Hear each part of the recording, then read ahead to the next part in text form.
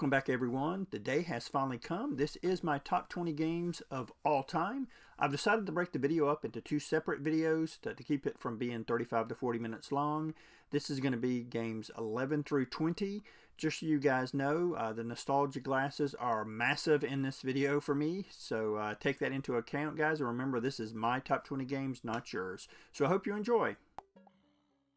At number 20 is probably my favorite casual game of all time. That is Plants vs. Zombies. I own multiple copies of this game. I mostly play it on the PC, but I also have played it on iOS and got a sealed copy for the DS. I think I got it at Big Lots for $3 or $4 many years ago. Probably never will need to open that up because, like I said, 90% of my gaming for this game is on the PC. It's a game that I could definitely recommend to anybody. If you want to play a game just for 5 to 10 minutes at a time, a great game to play it. There's tons of mini games in it as well. Unfortunately, the sequel, Plants vs. Zombies 2, is a microtransaction-laden disaster. This is a game that I will probably never go back to until they release a version that doesn't have all the microtransactions in it. So guys, yes, this is number 20. At number 19 is World Karate Championship, or International Karate if you're from Europe. I played this game on my Atari 65XE computer back in the mid-80s. I'll get more into more detail about the system when I do my gaming history video here in the next week or two. This is the first fighting game that I had ever played. So yes, this game is very near and dear to me. The game, I was really, pretty good at it back in the day. I could get through all 8 scenes. Scenery that you could get through, different stages. I think I got around close to 100,000 points. Now I barely get to 25,000 and can't even get off the 3rd scene at this point. There was a sequel, International Karate Plus, that came out for the Commodore 64 and Atari ST and Commodore Amiga, but for some reason they only had one stage you could play on. Yes, there was 3 combatants though, but I always preferred the original. At number 18 is Viva Pinata for the Xbox 360. Yes, this is probably my greatest guilty pleasure game. I know it's a kid game. There was a cartoon for it as well, but I tell you what, this is probably one of the most addicting games since Dragon Warrior Monsters I have ever played. Yes, you raise and breed pinatas. You also grow plants and vegetables and fight off the bad guys in this game. A truly great game in my opinion. And again, this is the only Xbox 360 game that I ever got 100% achievements in. That says a lot. I probably put at least 100 hours into this game, being able to complete it because there was some kind of crazy achievements that you had to do to finish the game. It really was not a finish though. I mean, you could keep playing this game forever. There is a sequel, Trouble in Paradise. I do own the game. I have not started it though because I haven't had enough time I could set aside to actually really get into this game. But someday I will play that one as well, and I'm sure I'm going to enjoy it just as much as the original. At number 17 is The Elder Scrolls Daggerfall, what I consider the granddaddy of all open world RPGs. Yes, this was the second in the series. And both the first, Arena, and Daggerfall, the second, are massive in size.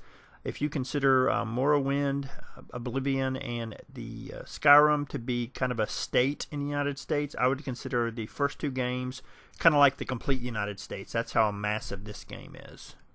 Yes, this game had kind of clunky controls. Once you got used to it, though, you really could get into this game. Just like the later games, you really didn't have to follow the story. You could do whatever you wanted. You could go out into the wilderness and find dungeons and do, exploration and find adventure pretty much anywhere you'd like. It's always been my dream that Bethesda would take the code for this game and dump it into a more modern engine to make it look and run a little better. I know it's kind of wishful thinking, but there are some fans of the game that are currently doing that, and I guess we'll have to see where the future holds for that because it's been going on for 3 or 4 years.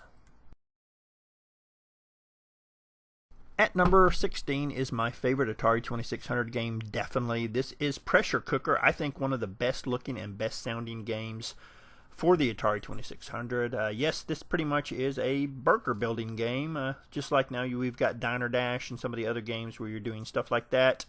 This I consider to be the original. Basically, you have to build the burgers from the menu at the bottom, and you drop them in the storage location down below. I really suck at this game, unfortunately, but I still love to play it because the games go so fast because I suck at it so bad.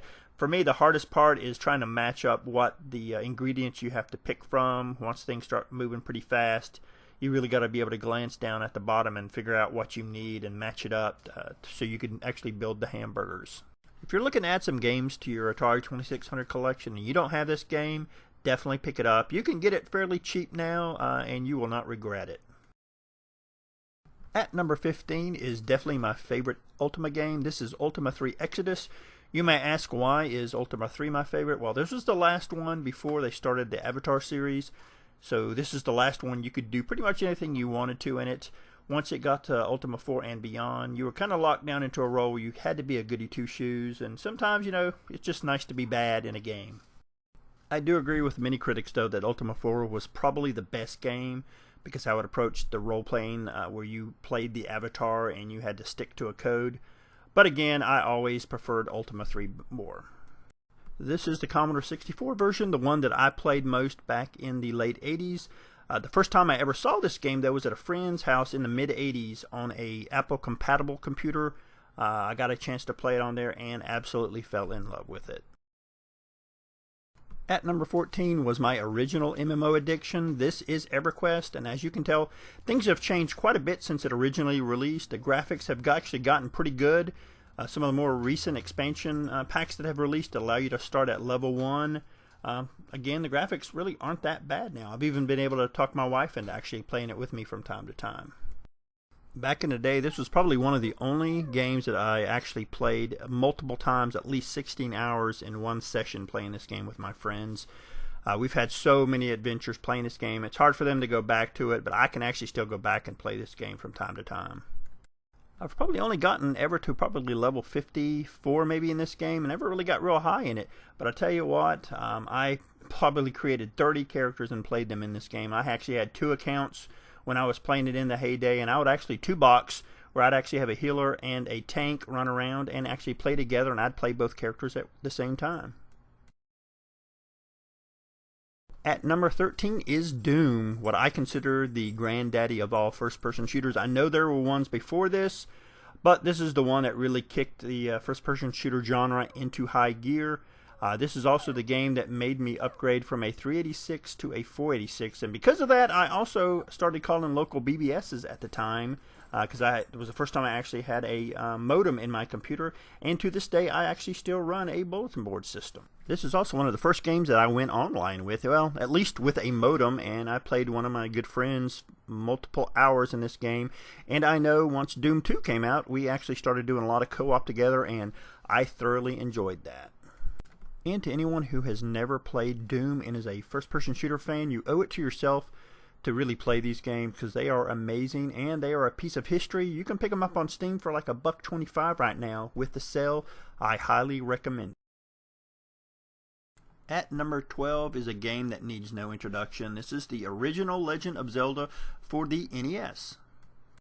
You may ask, why is this game at number 12 when this game would probably be in most people's top 5 games of all time? Well, there's a couple reasons. First is I really didn't play this game a lot back in the day because my friend, actually my best friend in high school, his brother actually sat down and I watched him completely play the game from beginning to end. So I've actually never beaten this game. I have beaten the second one. I'm now trying to go back and actually complete this game.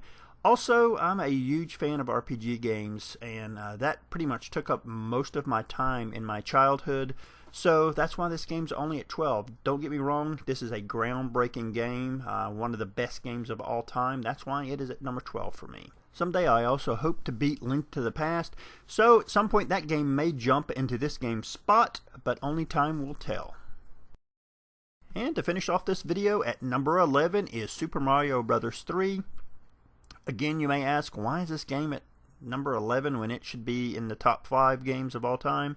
Again, a couple reasons. I'm not real good at platformer games. Not really played a lot of platformer games. This definitely is my favorite Mario Brothers game, though, that I have ever played, just because of the graphics and sound.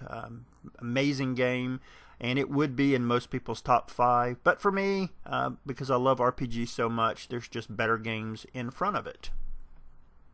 Since I chose one game from each series, this is, again, my favorite. There would be other Mario Brothers games, just like there would be other Zelda games in my top 20 if I did that. But for now, I'm going to say I only want to put one entry in, and that's going to be Super Mario Bros. 3. And guys, that makes up games 20 through 11 in my top 20 games of all time. I hope you enjoyed it. I really hope that maybe by Christmas I will have the second part of this video where I go through games 10 through 1. There's definitely going to be some surprises, as you can see on the board. You know about all of them because of the spotlights I've done. So guys, I hope you enjoyed the video and have a Merry Christmas.